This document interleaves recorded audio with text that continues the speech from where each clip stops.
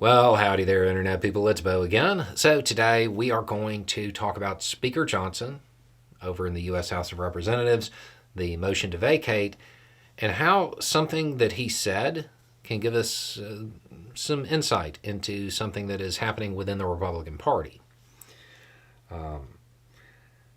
Now, if you don't remember what's going on, the motion to vacate is the method by which the Speaker of the House is removed from their position. It was changed shortly before McCarthy was shown the door to where one member can force a floor vote to oust the Speaker.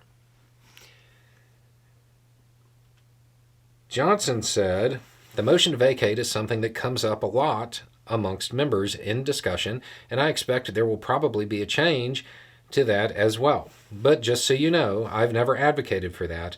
I'm not one who's making it an issue because I don't think it is one for now." So, changing that back, if they change it back, then it would take more members to do it. The thing is, him openly saying this, what does that mean about the Twitter faction?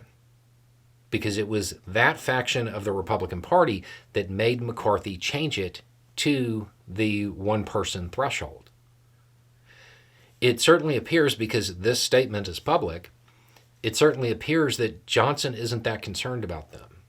Now, McCarthy and Johnson handled that faction very differently. Johnson has done everything he can to reduce their influence.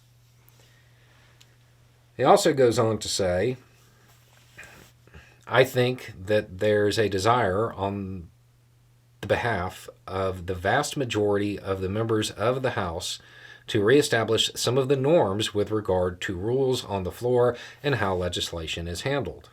Many of us, do long for thoughtful and deliberative conversation even across the aisle." That statement is basically telling the Twitter faction, the hard right faction that is very obstructionist, that he's won. These are public statements.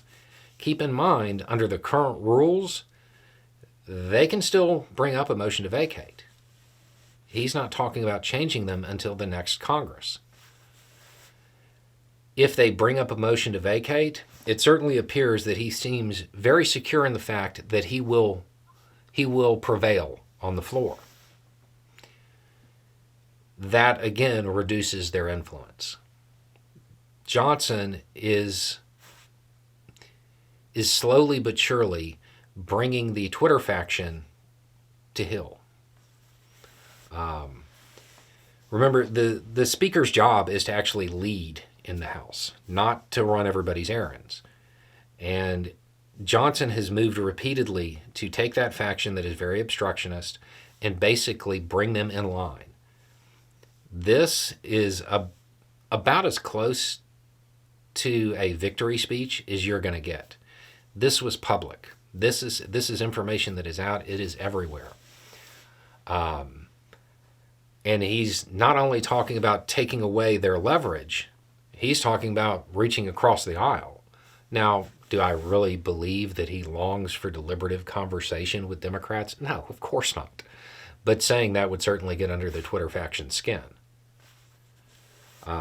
Please keep in mind, as we talk about this, Johnson is not somebody that the overwhelming majority of people watching this channel agree with in any way.